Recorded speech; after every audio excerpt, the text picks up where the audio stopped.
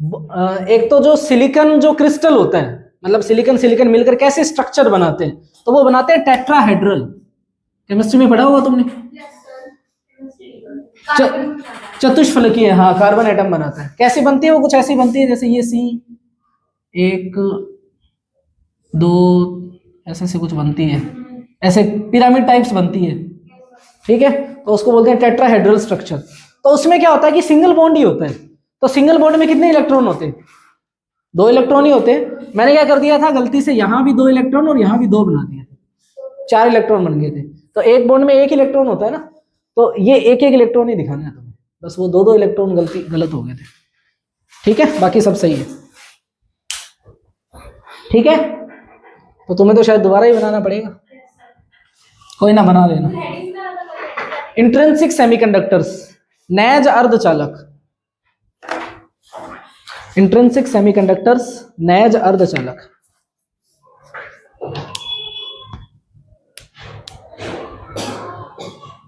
देखो अभी अगर तुम दोबारा डायग्राम बना रहे हो ना, तो ये बनाना ऐसे, यहां एक होल दिखा देना और यहां एक इलेक्ट्रॉन दिखा देना। अभी मैं सब एक्सप्लेन करूंगा, नहीं एक ही जगह। तुम चाहो तो एक दो जगह और दिखा सकते हो, लेकिन ज्यादा नहीं।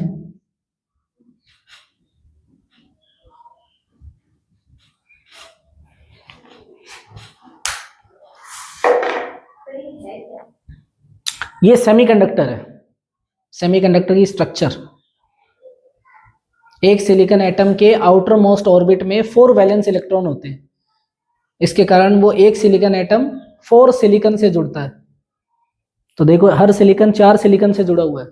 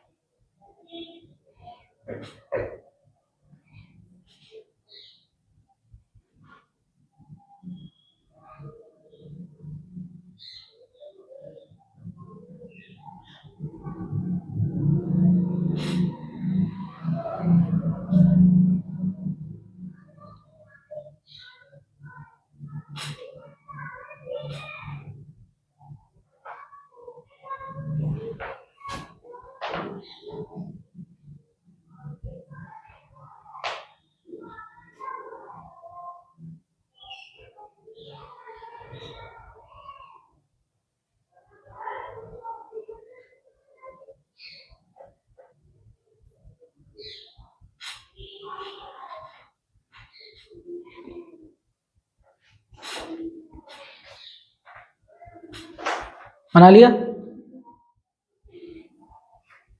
अब देखो भाई,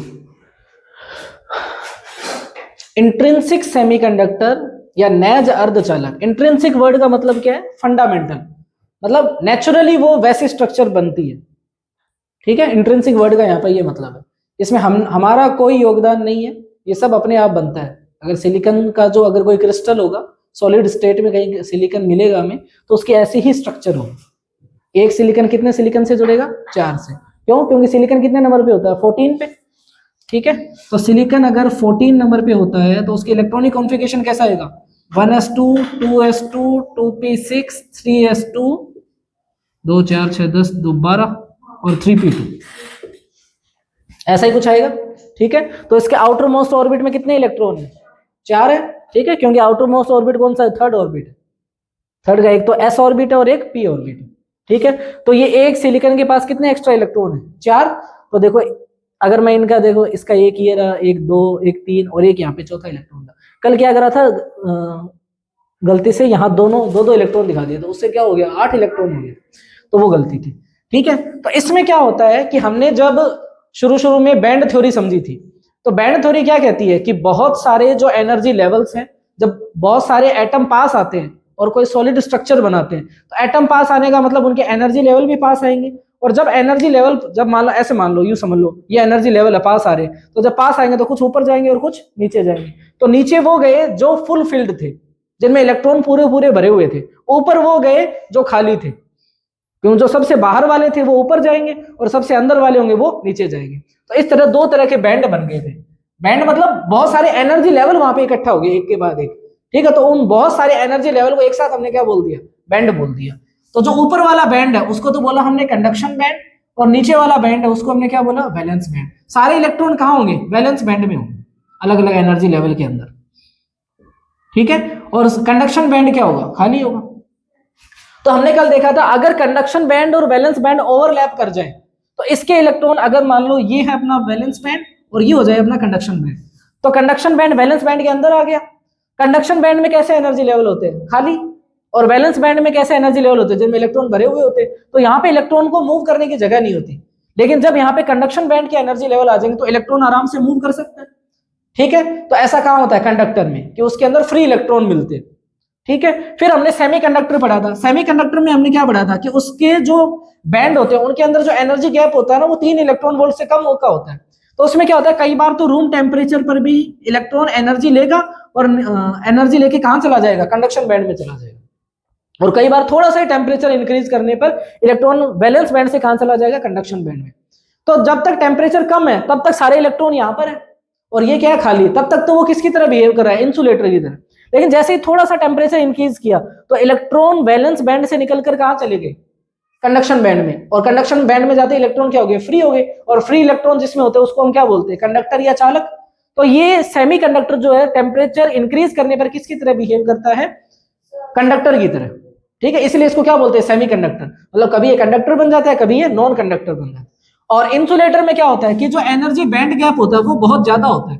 इसमें क्या होगा, अगर टेम्परेचर देंगे तो भी इलेक्ट्रॉन जो है वो अपर एनर्जी लेवल में नहीं जा पाएंगे, जिस कारण इसके अंदर फ्री इलेक्ट्रॉन नहीं होते। फ्री इलेक्ट्रॉन नहीं होते तो ये कंडक्टर नहीं होता, और जो कंडक्टर नहीं होता उसको हम क्या बोलते हैं, इंसुलेटर या अचालक। अब हम सेमीकंडक्टर पढ़ रहे हैं। सेमीकंडक्टर में हमने क्या पढ़ा कि हर सिलिकॉन के पास कितने इलेक्ट्रॉन है, 4। तो वो कितने सिलिकॉन से जुड़ेगा, 4 से। 4 सिलिकॉन का बॉन्ड बनाया। लेकिन अभी हमने क्या पढ़ा कि अगर थोड़ा सा भी टेम्परेचर इंक्रीज होता है तो सिलिकॉन के जो इलेक्ट्रॉन है वो कहां चले जाते हैं, कंडक्शन बैंड में। वैलेंस बैंड से कहां चले गए, कंडक्शन बैंड में। तो यहाँ क्या हुआ, जैसे मान लो थोड़ा सा टेम्परेचर, सारे इलेक्ट्रॉन नहीं जाते हैं, कुछ कुछ ही जाते हैं जो सबसे ऊपर एनर्जी लेवल में होते हैं। तो कुछ इलेक्ट्रॉन अपनी जगह छोड़कर और बाहर निकल के आ गए। बाहर निकलने का मतलब कहां आ गए, कंडक्शन बैंड में। अब यहाँ ये फ्रीली कहीं भी घूम सकते हैं। तो यहाँ पे जहां से इलेक्ट्रॉन, मान लो अगर किसी एटम या जिसके पास भी एक इलेक्ट्रॉन होता है वो इलेक्ट्रॉन बाहर निकाल देता है, तो केमिस्ट्री में हमने क्या पढ़ा, वो क्या बनता है, पॉजिटिव चार्ज बन जाता है उसका। इंग्लिश में क्या बोलते हैं, कैटायन बोलते हैं। वहां पे कैटायन बोलते हैं ना, कि वो बॉडी, वो एटम क्या हो जाएगा, वो एटम हो जाएगा पॉजिटिव चार्ज और इलेक्ट्रॉन बाहर आ जाएगा। और अगर कोई एटम नेगेटिव इलेक्ट्रॉन एब्जॉर्ब करता है तो वो क्या बन जाता है, एनायन, और उस पर कैसा चार्ज आता है, नेगेटिव। तो कुछ ऐसा ही यहाँ पे हो रहा है। जब इलेक्ट्रॉन अपनी जगह छोड़ के बाहर चला गया कंडक्शन बैंड में, तो वो इलेक्ट्रॉन तो फ्रीली मूव कर रहा है, लेकिन जब इलेक्ट्रॉन गया तो अपनी जगह क्या छोड़ के गया, पॉजिटिव चार्ज। उस पॉजिटिव चार्ज को हम यहाँ किससे रिप्रेजेंट करेंगे, एक होल से। इलेक्ट्रॉन को तो ई से रिप्रेजेंट कर दिया, और इलेक्ट्रॉन की जो खाली जगह बची है वो पॉजिटिव चार्ज, उसको किससे रिप्रेजेंट करेंगे, होल से। हिंदी में इसको बोलेंगे कोटर, ठीक है। अब क्या होता है कि ऐसे मान लो कुछ कुछ कहीं ना कहीं इलेक्ट्रॉन निकल आएंगे, तो इलेक्ट्रॉन फ्रीली मूव करने लग जाएंगे पूरे क्रिस्टल में, ठीक है। और साथ में क्या होगा, जैसे यहाँ पे होल बन गया, अब इस इलेक्ट्रॉन को भी अपॉर्चुनिटी दिखी कि होल है, तो ये इलेक्ट्रॉन यहाँ पे जाएगा। जैसे ये इलेक्ट्रॉन यहाँ गया तो ये तो देखो फिल हो जाएगा ना, और ये इलेक्ट्रॉन यहां से गया तो यहाँ क्या बन जाएगा, होल। अब देखो एक ही चीज को देखने के दो तरीके हैं। एक तो कोई बच्चा ऐसे देख रहा है, सर इलेक्ट्रॉन यहां से यहां गया। एक बच्चा ये भी तो बोल सकता है, सर होल यहां से यहां आ गया। हो रहा है कि नहीं हो रहा। तो क्रिस्टल में दो तरह के चार्ज कैरियर घूम रहे हैं, दो तरह के आवेश वाहक घूम रहे हैं। एक तो नेगेटिव चार्ज कैरियर, एक positive charge carrier. Charge carrier मतलब ऐसे एलिमेंट जिनके पास क्या है, चार्ज है, तो वो चार्ज को लेकर घूम रहे हैं, इसको उनको क्या बोला, आवेश वाहक या charge carrier. Negative charge carrier कौन है, खुद इलेक्ट्रॉन। और पॉजिटिव चार्ज कैरियर कौन है, होल, ठीक है। तो यहाँ पे दो तरह के चार्ज कैरियर घूम रहे हैं। एक तो इलेक्ट्रॉन घूम रहा है, तो जब भी इलेक्ट्रॉन या कोई भी चार्ज पार्टिकल एक जगह से दूसरी जगह जाता है तो करंट फ्लो होता है कि नहीं होता। Rate of flow of charge is known as electric current. तो इलेक्ट्रॉन फ्लो हो रहा है तो क्या हो रहा है, करंट फ्लो हो रहा है। और सिमिलरली अगर होल भी फ्लो हो रहा है तो पॉजिटिव चार्ज फ्लो हो रहा है, तो यहाँ पर भी क्या हो रहा है, करंट हो रहा है। तो इस क्रिस्टल के अंदर दो तरह के करंट आ गए, एक तो आ गया इलेक्ट्रॉन के कारण करंट, और एक आ गया होल के कारण करंट। तो इसका टोटल करंट इन दोनों करंट का सम होगा कि नहीं होगा। ठीक है, तो इस तरह इसके अंदर करंट आ जाते हैं। अच्छा ये बात बताओ, इसमें क्या जितने इलेक्ट्रॉन होंगे उतने ही होल होंगे या कम ज्यादा होंगे? अरे जितने इलेक्ट्रॉन अपनी जगह छोड़ के बाहर निकलेंगे उतने ही तो होल बनेंगे। ठीक है, तो इसमें क्या होता है, इंट्रिंसिक सेमीकंडक्टर में number of electron is equal to number of holes, और इसको Ni भी लिख देते हैं। Ni का मतलब number of intrinsic charge carrier, नैज आवेश वाहकों की सांद्रता या संख्या।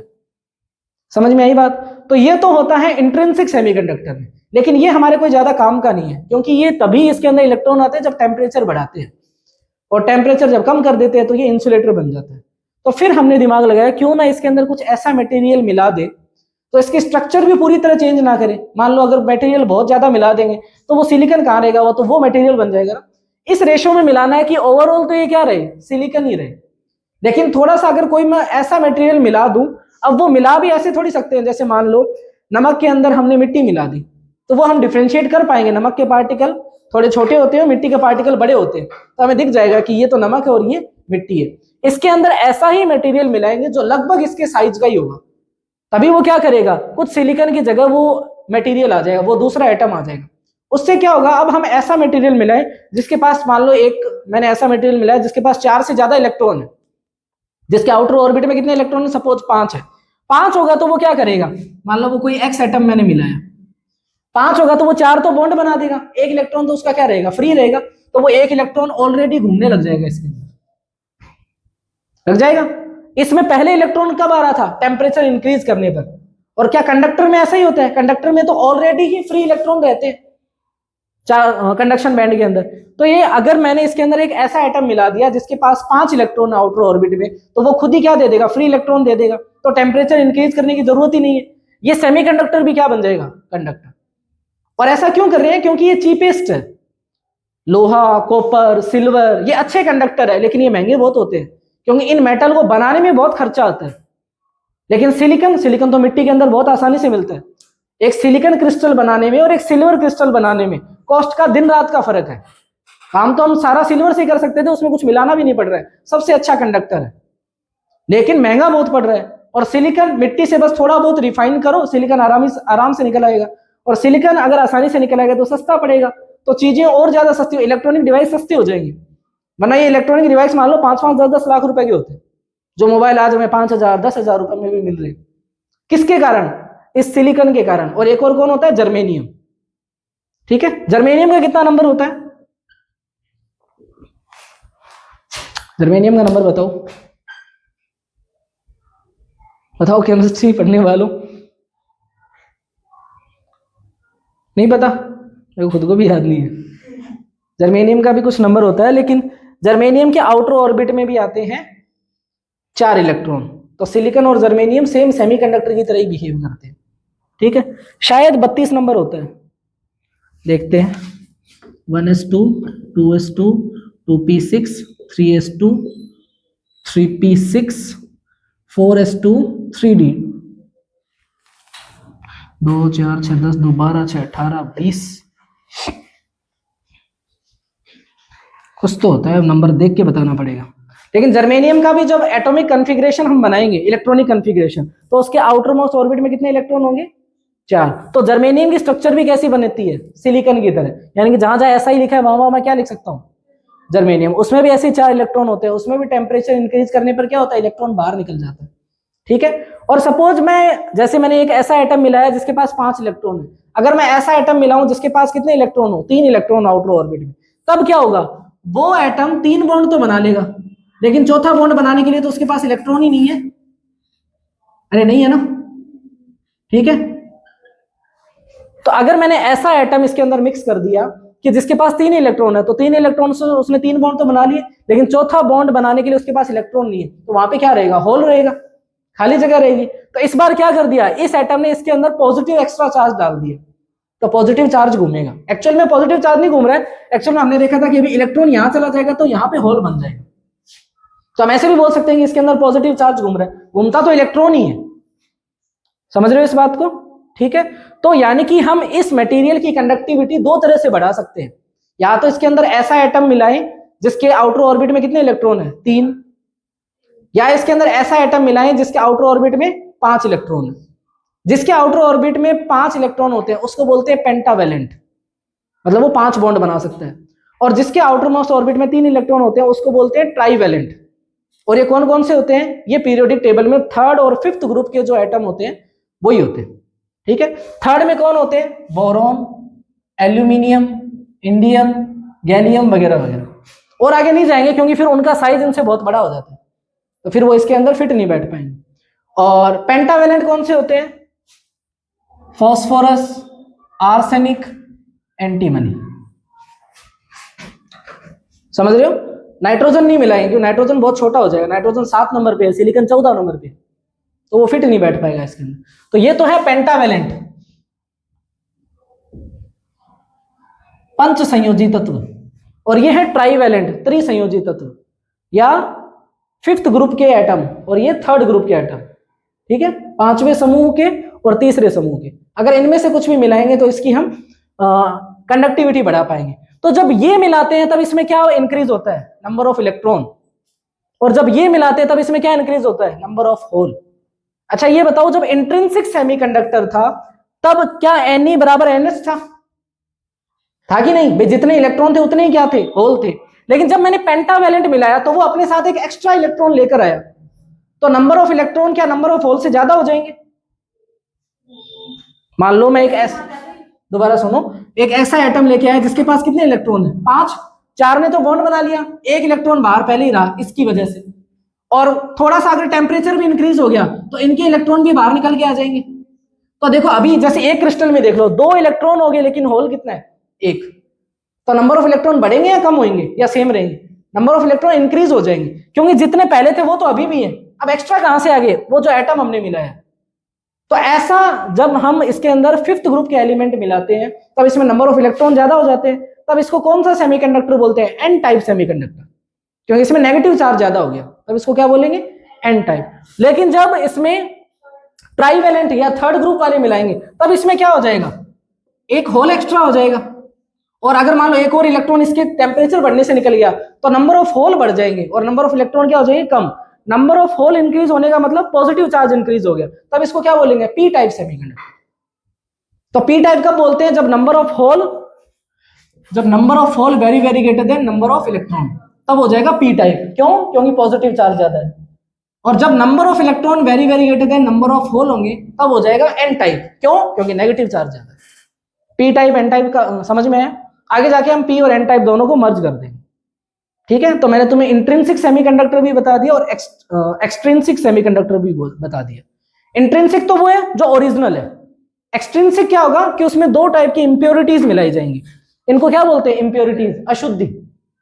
और ये इंप्योरिटी मिलाने के प्रोसेस को क्या बोलते हैं? डोपिंग। मतलब इसमें मैंने पेंटावेलेंट या ट्राईवेलेंट जो एटम मिलाए हैं इस प्रोसेस को क्या बोलेंगे? डोपिंग। और कई बार वो जो एलिमेंट हम मिलाते हैं उनको क्या बोलते हैं? Doped element. ठीक है, हिंदी में बोलेंगे इसको मादन प्रक्रिया।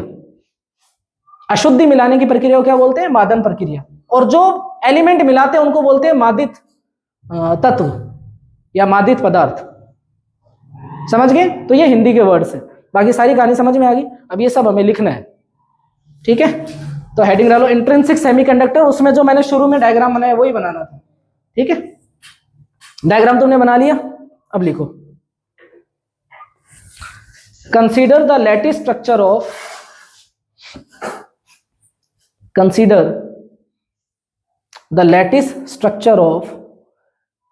Silicon and germanium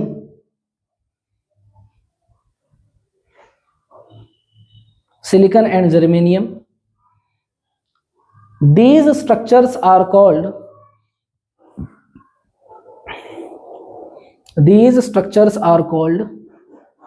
diamond like structures.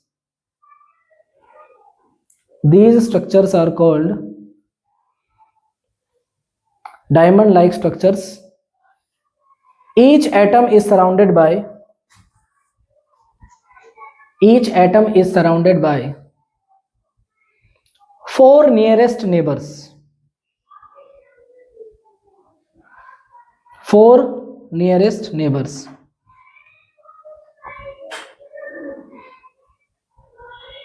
चित्रानुसार माना एक सिलिकॉन अथवा जर्मेनियम की जालक संरचना है। सिलिकॉन अथवा जर्मेनियम की जालक संरचना है तथा यह संरचना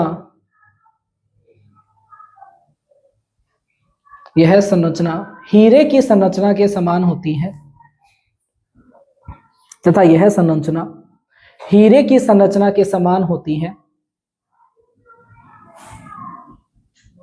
एवं इसमें प्रत्येक परमाणु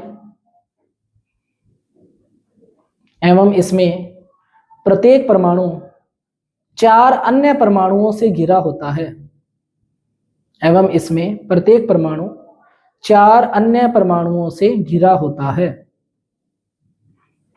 ठीक है, नेक्स्ट पॉइंट लिखो। Silicon and germanium have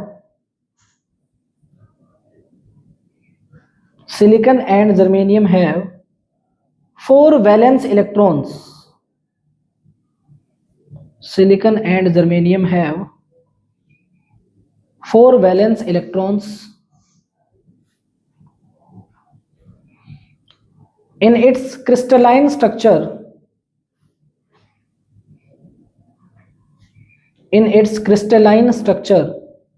Every silicon or germanium atom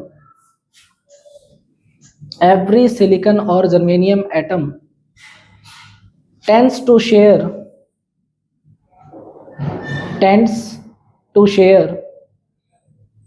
one of its 4 valence electrons with each of its 4 nearest neighbor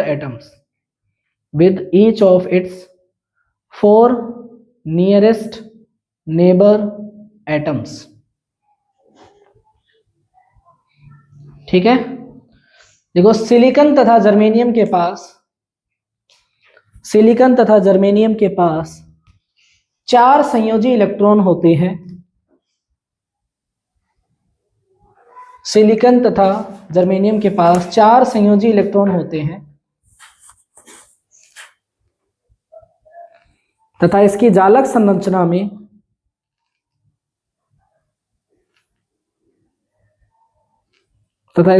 संरचना में सिलिकॉन अथवा जर्मेनियम अपने पास के अन्य 4 परमाणुओं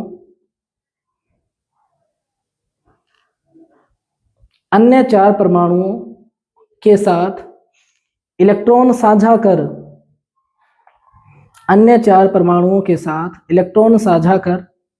बंध बनाता है।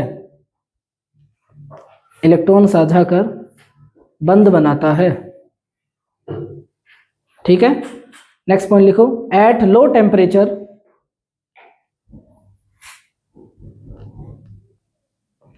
all electrons are bounded as the temperature increases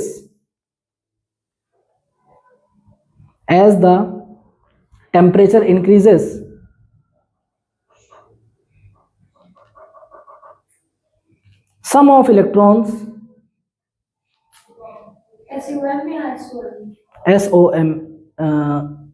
SOMe some of electrons absorbs the thermal energy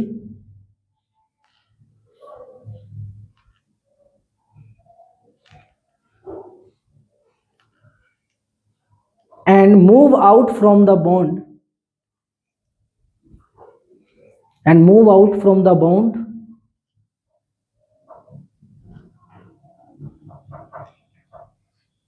by becoming free electron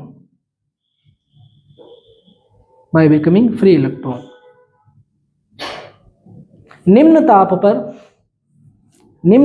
पर क्रिस्टल के सभी इलेक्ट्रॉन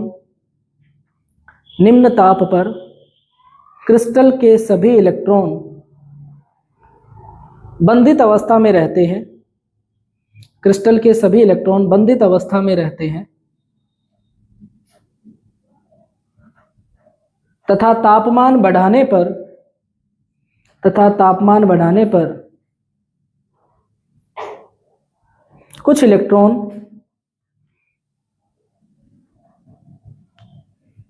इलेक्ट्रॉन ऊष्मीय ऊर्जा ग्रहण कर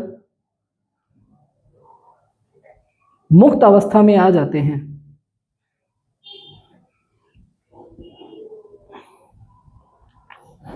मुक्त अवस्था में आ जाते हैं। नेक्स्ट पॉइंट लिखो, the thermal energy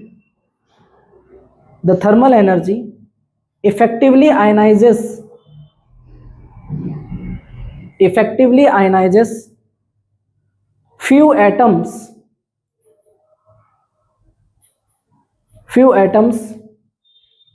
in the lattice and creates a vacancy in the bond.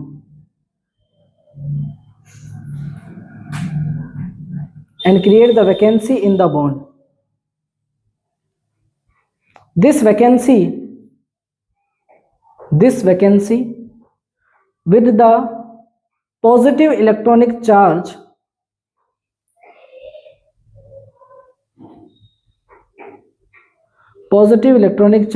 is called a hole. HOLE. Positive electronic charge is called a hole. The hole behaves as an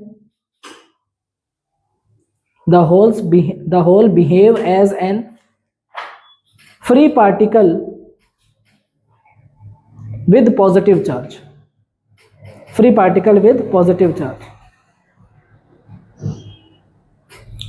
ऊष्मीय ऊर्जा के कारण, next point लिखो, ऊष्मीय ऊर्जा के कारण जालक के कुछ परमाणु आयनित हो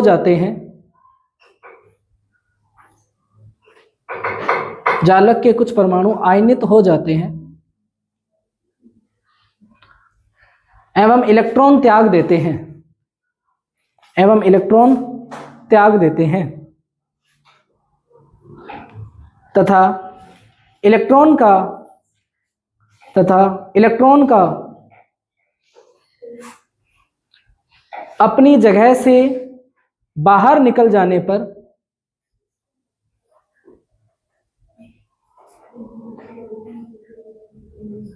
एक रिक्त स्थान बनता है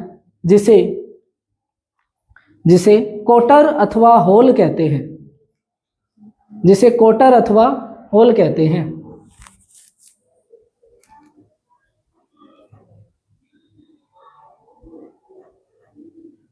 यह कोटर अथवा होल धनावेशित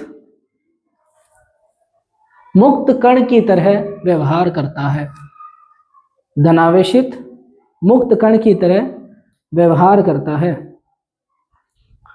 नेक्स्ट पॉइंट लिखो,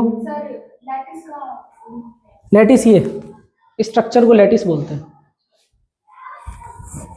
और इससे ज्यादा पूछना हो तो अपने केमिस्ट्री वाले सर से पूछना, वो ज्यादा डिटेल में बताएंगे। मतलब कोई भी ऐसे समझो, कोई भी ऑब्जेक्ट ऐसा ना, जैसे ये हमारे आसपास जो भी ऑब्जेक्ट है ना, ये प्योर किसी एक एलिमेंट से नहीं बने। जैसे मान लो जो आयरन है तो उसमें कुछ कॉपर भी मिक्स है, कुछ एल्यूमिनियम भी मिक्स है, प्योर आयरन नहीं है। जब प्योर एक ही एटम का कोई ऑब्जेक्ट बनाते हैं ना, तो वो जो स्ट्रक्चर बनती है वो उसकी ओरिजिनल स्ट्रक्चर बनती है। जैसे कार्बन है, ठीक है, तो कार्बन में जब कार्बन की 3 फॉर्म होती है, कार्बन, एक ग्रेफाइट और एक डायमंड, ठीक है।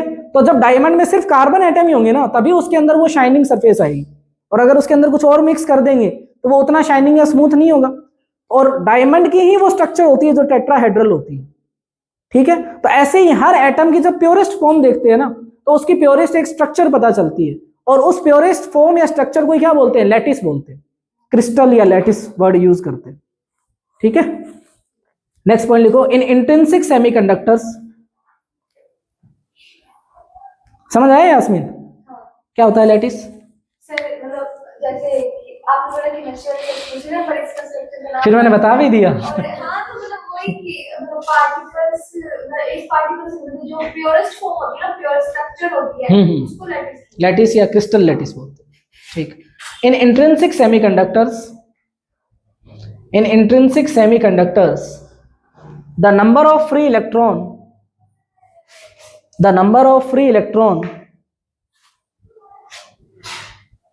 ब्रैकेट में लिखना Ne, जो ये लिखा था ना, ये Ne is equal to the number of holes NH. नैज अर्धचालक में मुक्त इलेक्ट्रॉनों की संख्या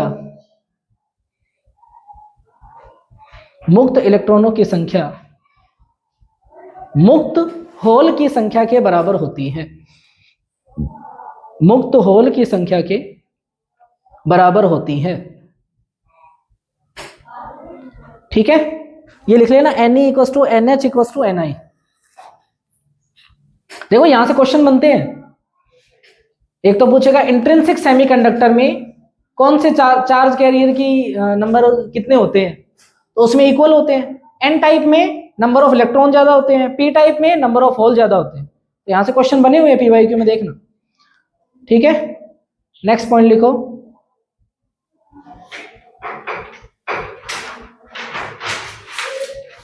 इन semiconductors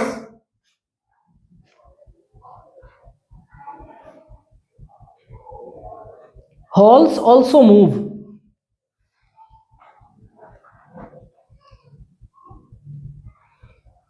In semiconductor, holes also move, but they move in the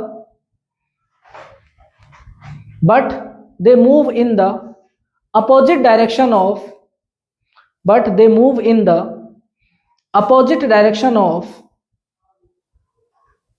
motion of electron.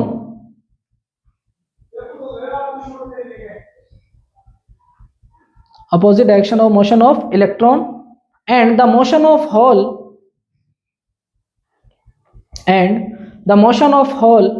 is independent of the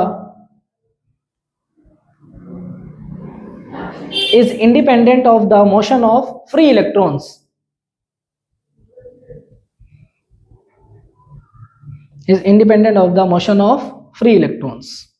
इस पॉइंट को पढ़ो, मैं पूछूंगा तुम्हें क्या समझ में आया और समझ नहीं है इसको तुम लिखो भाई। अर्धचालकों में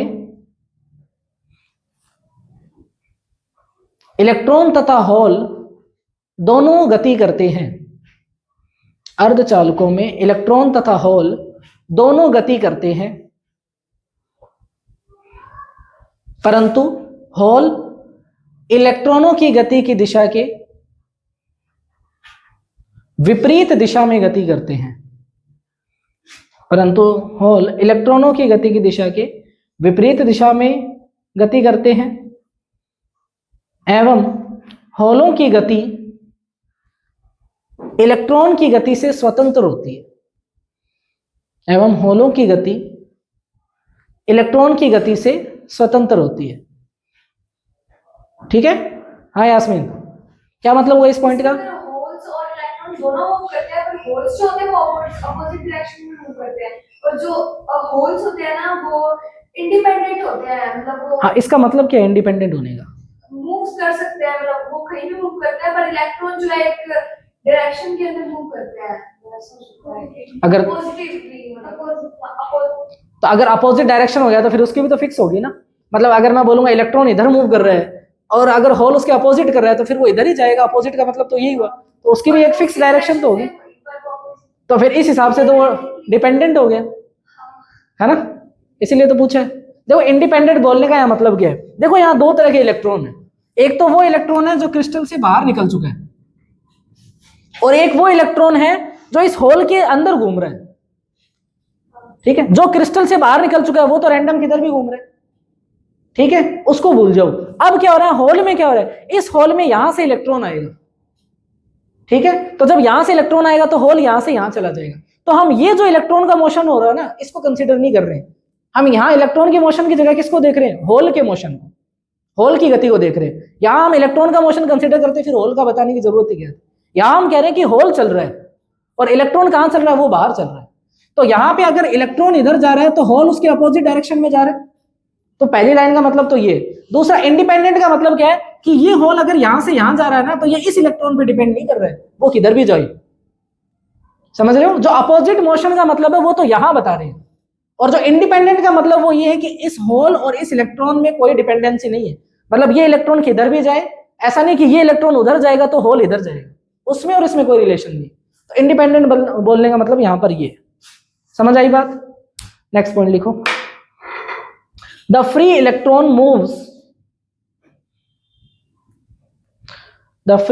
मूव्स कंप्लीटली इंडिपेंडेंटली।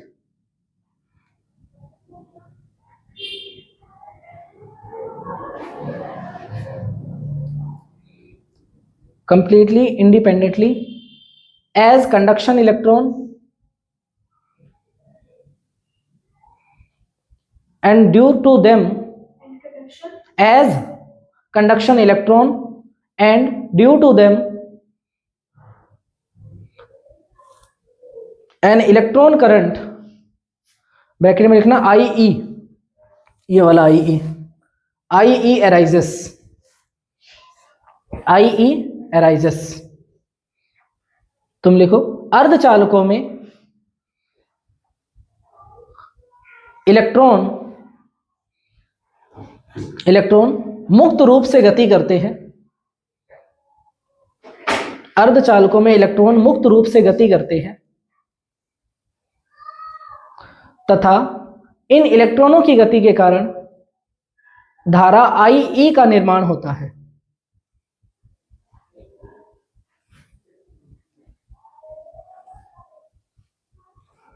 धारा IE का निर्माण होता है। नेक्स्ट पॉइंट लिखो। Under the influence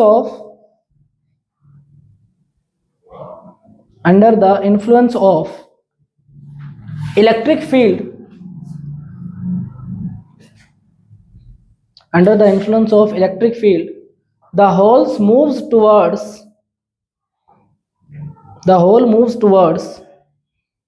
negative potential,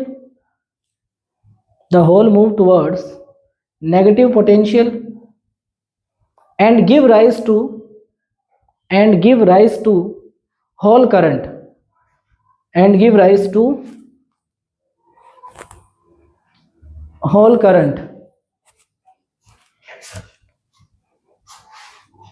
whole current bracket में लिख लेना IH।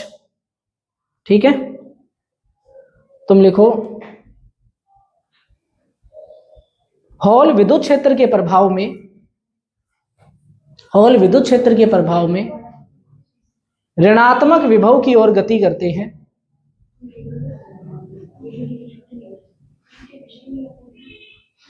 ऋणात्मक विभव की ओर गति करते हैं जिसके कारण होल धारा का निर्माण होता है।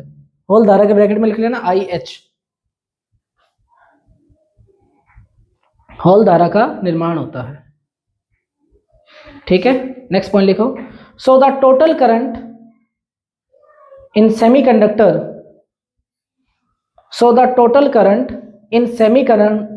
Semiconductor is the sum of conduction current and whole current,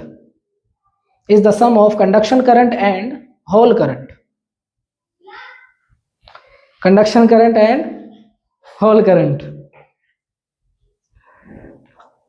ठीक है, फिर ये इक्वेशन लिख लेना कि टोटल करंट किसके इक्वल होगा, IE प्लस IH। अतः अर्धचालकों में कुल धारा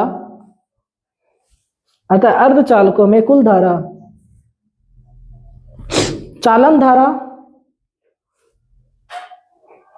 धारा तथा होल धारा के योग के बराबर होती है।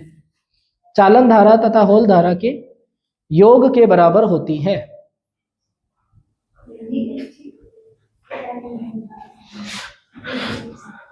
फिर हेडिंग डालो, इसी के अंदर ही चल रहा है वैसे, कि band diagram of intrinsic semiconductor, नैज अर्धचालकों का बैंड चित्र, band diagram of intrinsic semiconductor, नैज अर्धचालकों का बैंड चित्र या बैंड आरेख। ठीक है, ये भी कई बार मान लो अलग से पूछ ले तो ध्यान रखना। ये तो होगी क्रिस्टल स्ट्रक्चर। ठीक है, इंट्रिंसिक सेमीकंडक्टर की, नैज अर्धचालकों की क्रिस्टल स्ट्रक्चर ये। बैंड स्ट्रक्चर पूछे तब ये बनाना है। देखो बैंड स्ट्रक्चर दो तरह की बनेगी, एक तो इसमें हम अलग अलग एनर्जी लेवल दिखा देंगे, एक इसमें एनर्जी लेवल दिखा देंगे एट नॉर्मल टेम्परेचर, या मान लो T इक्वल टू 0 केल्विन पे। 0 केल्विन पे क्या होगा, इसमें तो इलेक्ट्रॉन होंगे, ऊपर दो दो इलेक्ट्रॉन ही बनाना, क्योंकि कॉन्फ़िगरेशन में दो दो इलेक्ट्रॉन ही होते हैं, ठीक है। और इसमें कोई इलेक्ट्रॉन नहीं होगा। ये क्या है, कंडक्शन बैंड, और ये है वैलेंस बैंड। लेकिन जैसे ही टेम्परेचर हम ग्रेटर देन 0 केल्विन करेंगे तब क्या होगा, यही एनर्जी लेवल, ठीक है। इसमें से क्या होगा, कुछ इलेक्ट्रॉन यहां से निकल जाएंगे और यहां चले जाएंगे,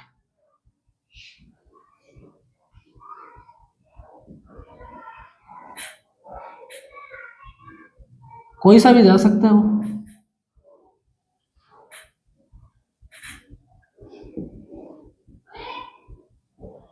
ऐसा ही होता है, जैसे टेम्परेचर इंक्रीज करता है इलेक्ट्रॉन बाहर निकल आता है, तो इसमें भी इलेक्ट्रॉन बाहर निकल के कहां चला गया, कंडक्शन में, ठीक है। तो ये डायग्राम बना,